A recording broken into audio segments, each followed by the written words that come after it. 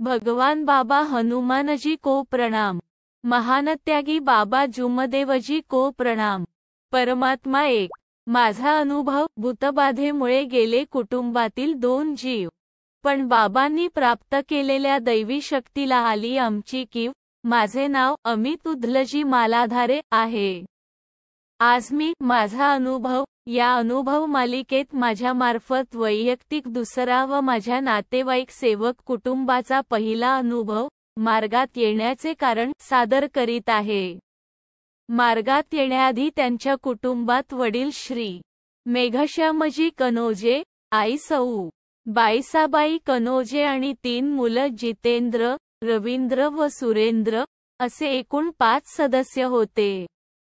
सुरेंद्र जन्मतःच मूकबधीर आहे। आता त्यांच्या कुटुंबात जितेंद्रची पत्नी गंगाबाई व मुलगी आर्या, तसेच रवींद्रची पत्नी सोनूबाई व मुलगा स्वरनिक आणि लहान भाऊ सुरेंद्र असे एकूण 7 सदस्य आहेत।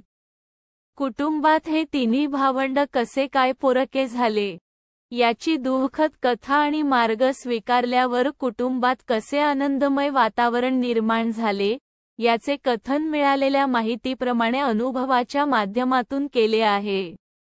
श्री मेघराजजी कनोजे याचा कुटुंब आधी शिरसोली या गावी राहत असे। यांचा मुख्य व्यवसाय दारूचे दुकान चालविणे हा होता। कुटुंबात चंदूबाबांच्या सेवेत आजोबा पणजोबांच्या पिढीपासून होते। दुःखाला कंटाळून हे कुटुंब आता खात या गावी राहतात। कनोजे कुटुंब हर्षोल्लासाने, सुखाने आयुष्य जगत होते। नंतर त्यांनी त्यांचा मोठा मुलगा जितेंद्र याचे लग्न करण्याचे ठरविले। लग्न समारोह आनंदात व व्यवस्थितरित्या पार पडला आणि कुटुंबात सुख नांदू लागले। परंतु अचानक या सुखी कुटुंबावर एकाएकी दुःखाचे पहाड कोसळले। एके दिवशी रात्रीला नेहमीप्रमाणे कुटुंबातील सर्व सदस्य झोपी गेले होते। अचानक मध्यरात्री आईचा जोरात ओरडण्याचा आवाज आला। सर्वांनी पटकन उठून आईकडे धाव घेतली। तेव्हा आई म्हणू लागली, जितेंद्र, तुझे वडील काहीच हालचाल करीत नाहीत आणि बोलत सुद्धा नाहीत। सर्वांनी त्यांना हलवून, आवाज देऊन उठविण्याचा प्रयत्न केला, परंतु सर्व प्रयत्न निष्फळ ठरले। त्याच रात्री वयाच्या 55व्या वर्षी वडिलांचे निधन झाले। एकाएकी त्यांना काय झाले, कुटुंबातील कोणालाही काहीही कळले नाही। कोणालाही काही कळू न देता, कोणालाही क्षणभर भास न होऊ देता एकाएकी त्यांचे वडील भगवंतात विलीन झाले। सर्वांना जाणवले की वडिलांचा मृत्यू गुदमरून झाला असावा, परंतु त्यांच्या मृत्यूचे नेमके कारण काय होते ते मात्र आजपर्यंत कळले नाही। संपूर्ण कुटुंबावर खूप मोठा आघात झाला होता। सर्वजण वडिलांच्या अचानक झालेल्या मृत्यूमुळे खूप दुःखी होते, पण म्हणतात ना की वेळच सर्व घावांना भरून काढते। या म्हणीप्रमाणे वेळेने वडिलांच्या मृत्यूचे दुःख सहन करण्याची शक्ती दिली। अशा प्रकारे दिवसामागून दिवस जात होते। त्यानंतर पुन्हा दुःखाच्या वावटळाने कनोजे कुटुंबाच्या जीवनात प्रवेश केला। एके दिवशी अचानक जितेंद्रच्या पत्नीच्या अंगात आले। ती रुमायला लागली आणि विचित्र वागणूक करायला लागली। थोड्या वेळाने ती शांत झाली, पण पुढे हा प्रकार एका दिवसाचा न राहता आता नेहमीचाच होत चाललेला होता। याकरिता जितेंद्रने पत्नीची बाहेरबाधेतून सुटका व्हावी म्हणून मांत्रिकाकडे जाण्यास सुरुवात केली। मांत्रिकांनी सांगितलेले उपचार करून तात्पुरता आराम मिळायचा, काही वेळाने पुन्हा अंग रुमायचे। खूप तांत्रिक उपचार करून सुद्धा काहीच समाधान लाभले नाही, म्हणून शेवटी या प्रकाराला कंटाळून राहते गाव शिरसोली नेहमीसाठी सोडून ती खात जी भंडारा या गावाला राहण्यास आले।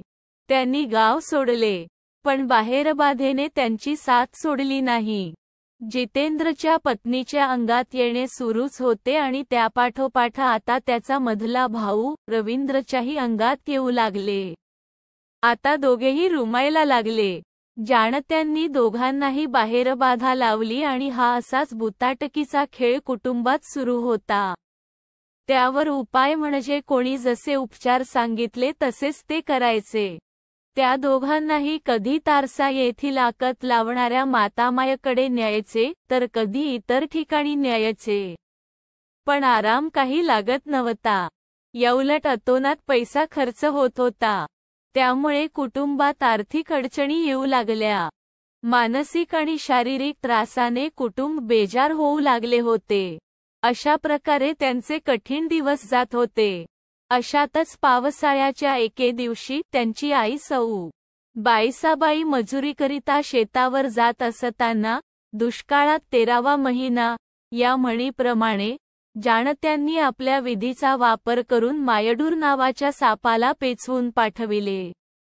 ही माहिती तारसा येथील आकत लावणाऱ्या मातामायने आईच्या मृत्यूनंतर सांगितली आणि त्या सापाने त्यांना दंश केला. साप खूप विषारी असल्याने आईच्या शरीरावर त्याचा प्रभाव दिसू लागला होता. आईला सापाने दंश केला अशी माहिती मिळताच जितेंद्र आणि सोबतच्या गावकऱ्यांनी आईला प्राथमिक उपचार केंद्र खात येथे आणले. आईची प्रकृती गंभीर असल्याने तात्काळ तिला नागपूर येथील मेडिकल रुग्णालयात आणले आणि दाखल केले. डॉक्टरांनी आईवर उपचार सुरू केला, परंतु डॉक्टरांच्या हाताला काहीच यश मिळत नव्हते. जितेंद्रच्या आईची अशी अवस्था बघून माझे वडील, त्यांचे मावसाजी श्री उदलजी मालाधारे व जितेंद्रचे चुलत सासरे धर्मराजजी मनगटे, बाबांचे सेवक, यांनी परमात्मा एक मार्ग स्वीकारण्याचा सल्ला त्याला दिला. या मार्गात कशाप्रकारे बाहेर बाधा जाणत्यांनी केलेले वार असफल होतात आणि या मार्गातील सेवकाला कशाप्रकारे सुख समाधान मिळतं याबाबत त्याला योग्य मार्गदर्शन केले. मार्गाविषयी ऐकून जितेंद्रने मार्ग स्वीकारण्यास होकार दिला.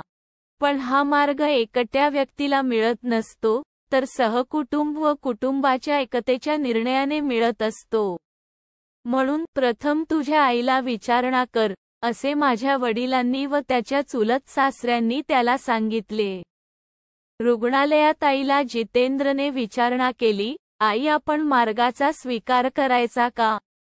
परंतु आईने मार्ग स्वीकारण्यास सरळ नकार दिला. कारण त्यांचे कुटुंब चंदूबाबांच्या सेवेत आजोबा पणजोबांच्या पिढीपासून होते. तसेच तारसा येथील आकत लावणाऱ्या मातामाईच्या संपर्कात त्यांची आई खूप जास्त होती, म्हणून त्यांना मार्गावर विश्वास नव्हता. पुष्कळदा समजावून सुद्धा अंधश्रद्धेतून त्यांची सुटका झाली नाही. आईचा नकार असल्याने कुटुंबातील इतर सदस्यांनी मार्ग स्वीकारण्याचा विचार मनातून काढून टाकला. डॉक्टरांनी केलेले उपाय निष्फळ ठरल्याने विषाचा प्रभाव वाढला. जितेंद्रच्या आईची प्राणज्योत मावळली. तिन्ही मुलांच्या डोक्यावरून प्रथम वडिलांचा हात आणि आता आईची सावली दुरावली होती. मग जड मनाने आईचे अंतिम संस्कार करण्यात आले. त्यांच्या आईने जर मार्ग स्वीकारण्यास होकार दिला असता, तर आज ती माऊली आनंदाने जीवन जगत राहिली असती. परंतु अंधश्रद्धेचा आहारी कुटुंबाला कळेना खऱ्या मार्गाची शक्ती न्यारी, अशी वाईट अवस्था या कुटुंबाची होती. अशा प्रकारे दिवस जात गेले. पोरके झालेले कुटुंब आपल्या कर्माला दोष देऊ लागले. येणारा प्रत्येक दिवस मानसिक तणावात जात होता. जितेंद्रची पत्नी आणि त्याचा भाऊ रवींद्र यांच्यावर करण्यात आलेली बाहेरबाधा दूर झालेली नव्हती. दोघांच्याही अंगात येणे व त्यांचे रुमणे सुरूच होते. तारसा येथील आकत लावणारी मातामाय व इतर बुवाबाजी लोकांकडे सर्व उपाय व उपचार करून सुद्धा या कुटुंबाला तिळभर समाधान लाभले नव्हते. सर्पदंशाबद्दल जेव्हा मातामायने माहिती दिली, तेव्हा हे कुटुंब पूर्णपणे हताश व निराश झालेले होते. आता यावर शेवटचा उपाय म्हणून परमात्मा एक मार्ग स्वीकारण्याचा विचार जितेंद्रच्या मनात आला. कुटुंबातील इतर सदस्यांनी यावर पुन्हा विचार विनिमय केला. कारण जिचा हा मार्ग स्वीकारण्यास नकार होता तीच आपल्यात नाही, तर आता मार्गात येण्यास काही हरकत नाही, असा विचार त्यांनी केला. आणि हाच असा एकमेव मार्ग आहे ज्यात घरातील सर्व दुःख नष्ट होऊन कुटुंबाचा उद्धार होऊ शकतो. हा विचार करून सर्वांनी मार्ग स्वीकारण्याचा पक्का निर्धार केला. जितेंद्र आणि कुटुंबातील सर्व सदस्य मिळून परिसरातील मार्गदर्शक श्री गिरीधरजी बरगे यांच्याकडे गेले. मार्गदर्शकांकडे जाऊन त्यांना स्वतःवर असलेले दुःख सविस्तर सांगितले. त्यावर काकाजींनी मार्गाची सविस्तर रूपरेषा त्यांना समजावून सांगितली. हा मार्ग दिसतो तसा सोपा नाही. या मार्गात एका भगवंताच्या चरणी मरावे लागते असे सांगून त्यांना विचार करण्याची एक संधी दिली. जितेंद्र आणि त्यांच्या कुटुंबातील इतर सदस्यांनी आपसांत विचार केला. ते म्हणाले, असेही आम्ही रोज मरतच आहोत, तर रोज मरण्यापेक्षा भगवंताच्या चरणी एकदाच मेलेलं बरं. सर्वांनी काकाजींना मार्ग स्वीकारण्यास होकार दिला. मार्गदर्शकांनी घराची नीट सफाई करून घरी असलेल्या सर्व देवी देवतांच्या प्रतिमेचे आणि पूजेचे विसर्जन करण्यास सांगितले. दुसऱ्या दिवशी बोलावून सर्वांना वचनबद्ध केले. त्यानंतर त्यांना प्रथम 7 दिवसांचे साधे कार्य दिले. या 7 दिवसांच्या कार्यात जितेंद्रची पत्नी व भाऊ रवींद्र दोघांचेही रुमणे बंद झाले. बाहेरबाधेचे जे चक्र मांत्रिकांनी लावले होते ते संपूर्ण दूर झाले. त्यांना समाधान मिळाले. नंतर अशाच प्रकारे मार्गदर्शकांच्या आदेशाने 3, 7, 11, 21 दिवसांचे कार्य कुटुंबाने मार्गदर्शकांच्या आदेशानुसार केले. मार्गातील सेवक बनल्याने त्यांचे सर्व दुःख दूर झाले. कुटुंब समाधानी जीवन जगू लागले. जितेंद्र वैवाहिक जीवनाकडे वळला तेव्हा त्याला एक कमतरता भासत होती.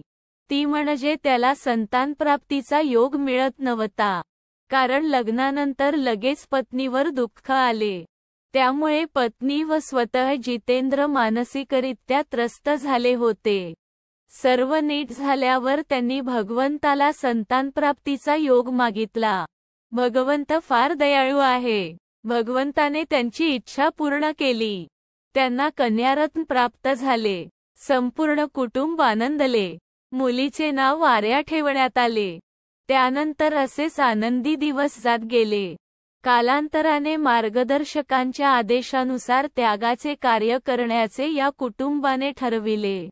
मग मार्गदर्शकांच्या आदेशानुसार त्यागाचे कार्य करण्यात आले. कुठलीही अडचण न येता कार्य सुरळीत पार पडले. त्यागाचे हवन पण छान पार पडले. मासिक 9 हवन सुद्धा योग्य प्रकारे पार पडले. अशा या आनंदाच्या सोहळ्यात रवींद्रचे लग्न करण्यात आले. आता सर्वजण आपल्या गृहस्थी जीवनात आनंदाने आणि समाधानाने जीवन जगत आहेत. जितेंद्रचे एक प्रेसचे दुकान आहे. दुकानात सर्वात लहान भाऊ सुरेंद्र मदत करत असतो. सुरेंद्रने तुमसर येथे शासकीय औद्योगिक प्रशिक्षण संस्था येथे इलेक्ट्रिक ट्रेडमध्ये प्रावीण्य मिळविले. रवींद्र आपल्या पत्नी व मुलांसोबत हिंगणा, नागपूर येथे राहत असून महिंद्रा अँड महिंद्रा कंपनीत कार्यरत आहे. या कुटुंबाकडे शेती आहे. त्याकडे तिन्ही भावंड लक्ष देत असतात. राहणे जरी वेगवेगळे असले तरी हे कुटुंब मनाने एकत्र आहे. तिन्ही भावंड मार्गात असल्याने सुखी समाधानी जीवन जगत आहे. लिहिण्यात काही चूक भूल झाली असेल तर भगवान बाबा हनुमानजी व महानत्यागी बाबा जुमदेवजी यांना क्षमा मागतो. नमस्कार. नाव अमित उदलजी मालाधारे. पत्ता मु. बोरडा ग. ता. पारशिवणी जी. नागपूर. मार्गदर्शक श्री विठूजी चरडे. परमपूज्य परमात्मा एक सेवक मंडळ वर्धमान नगर नागपूर. सर्वांना माझा नमस्कार.